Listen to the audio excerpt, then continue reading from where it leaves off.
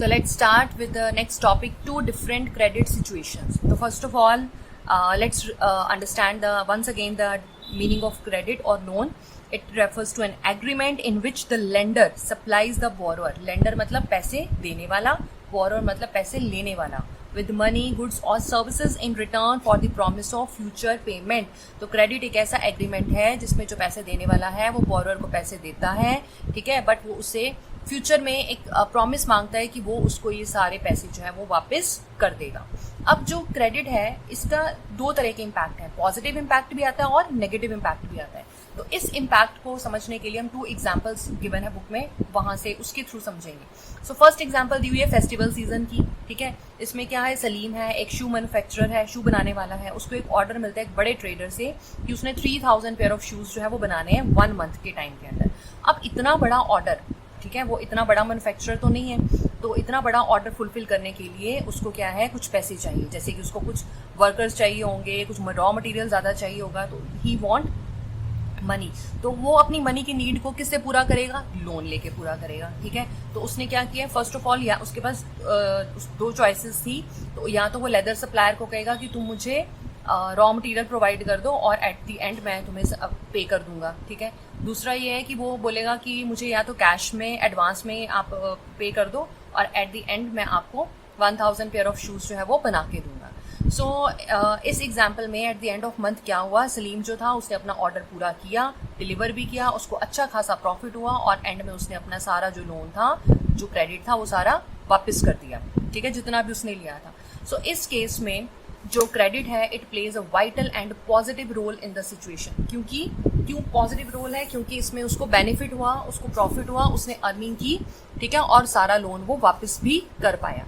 Next situation है स्वप्ना की problem बताई गई है. स्वप्ना क्या, कौन है, एक छोटी सी फार्मर, स्मॉल फार्मर है जो ग्राउंडनट ग्रो करती है 3 एकड़ ऑफ लैंड पे.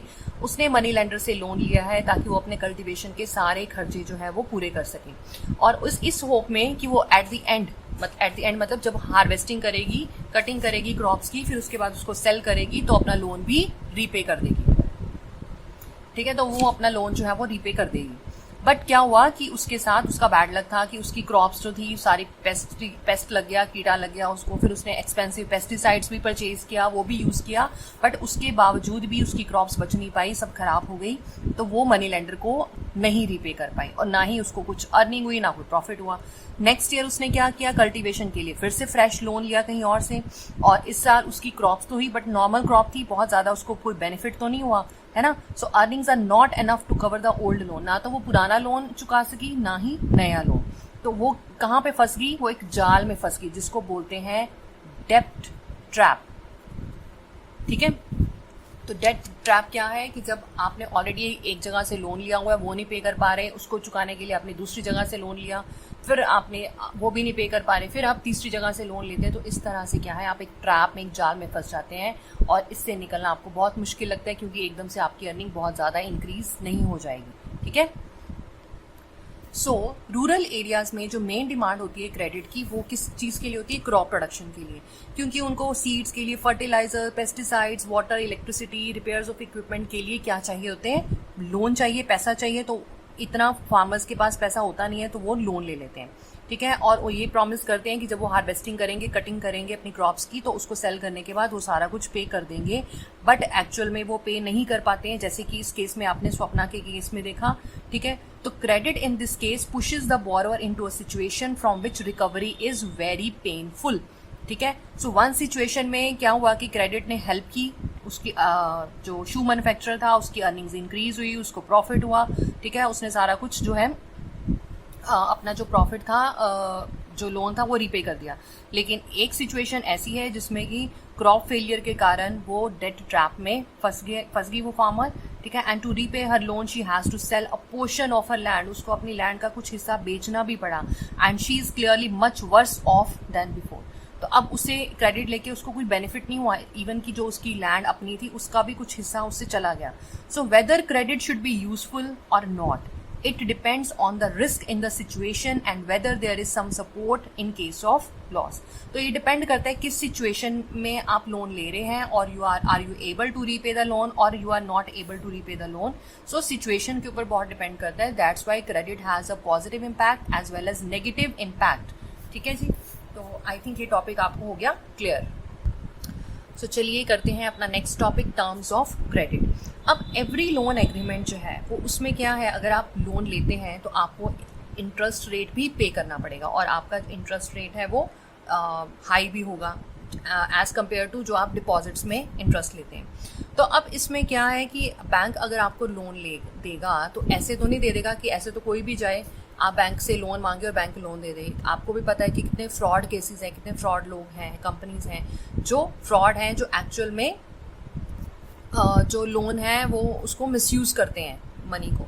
सो बैंक क्या करता है, bank has some terms of credit. ठीक है, terms of credit means bank want some documentation जिससे कि उसको प्रूफ हो जाए बैंक को कि आप ये मनी जो है वो रीपे करेंगे और आप किस रीज़न के लिए ये जो मनी जो लोन है वो बैंक से ले रहे हैं. तो इसके लिए सबसे फर्स्ट जो नीड जो रिक्वायरमेंट है जो बैंक को चाहिए that is collateral. So collateral is an asset that the borrower owns. For example कोई लैंड हो सकती है, बिल्डिंग हो सकती है, आपका घर है, आपकी कोई फैक्ट्री है, कोई व्हीकल्स हैं, कोई लाइफ स्टॉक है, बैंक के पास कोई डिपॉजिट्स हैं एंड यूजेस दिस और उस एसेट को वो यूज़ करती है as a guarantee to a lender until the loan is repaid. जब तक आप लोन रीपे नहीं कर पाते वो जो भी चीज़ है आपकी, कोई लैंड है, कोई बिल्डिंग है, आपके पास कोई गोल्ड कोई ज्वेलरी पड़ी हुई है, तो वो भी आप बैंक के पास एज एन एसेट जो है वो रख सकते हैं. जब आप अपना लोन रीपे कर देंगे तो आपको वो जो भी आपकी कोलेट्रल है वापस मिल जाएगी. ठीक है, सपोज आपका कोई घर है तो उसके पेपर्स अगर आप रखते हैं तो आपको वापस मिल जाएंगे. लेकिन अगर आप पे करना लोन रीपे करना फेल हो जाते हैं, नहीं कर पाते हैं, तो लेंडर के पास राइट है कि वो आपकी जो भी एसेट है या जो भी कोलेट्रल है उसको सेल कर सकता है क्योंकि उसको भी तो अपने पैसे वापस चाहिए. ठीक है, सो हमारी टर्म्स ऑफ क्रेडिट में क्या क्या आ जाती हैं, इंटरेस्ट रेट, ठीक है, कोलेट्रल, डॉक्यूमेंटेशन रिक्वायर्ड, जितने भी डॉक्यूमेंट्स हैं, मींस इंटरेस्ट रेट बैंक आपको बता देता है कि आपको इतना रेट पे करना है, कोलेट्रल आपकी कोई एसेट, ठीक है, एज अ गारंटी. डॉक्यूमेंटेशन मान लीजिए आपका आधार कार्ड चाहिए, आपकी सैलरी स्लिप चाहिए, आपके प्रीवियस बैंक के साथ जो रिकॉर्ड्स हैं उनकी स्टेटमेंट बैंक को चाहिए and the mode of repayment, किस मोड के थ्रू आप वापस करेंगे बैंक को पैसे. Together comprises what is called the terms of credit. इन सबको हम क्या कहते हैं, terms of credit. So I hope the topic is clear to you.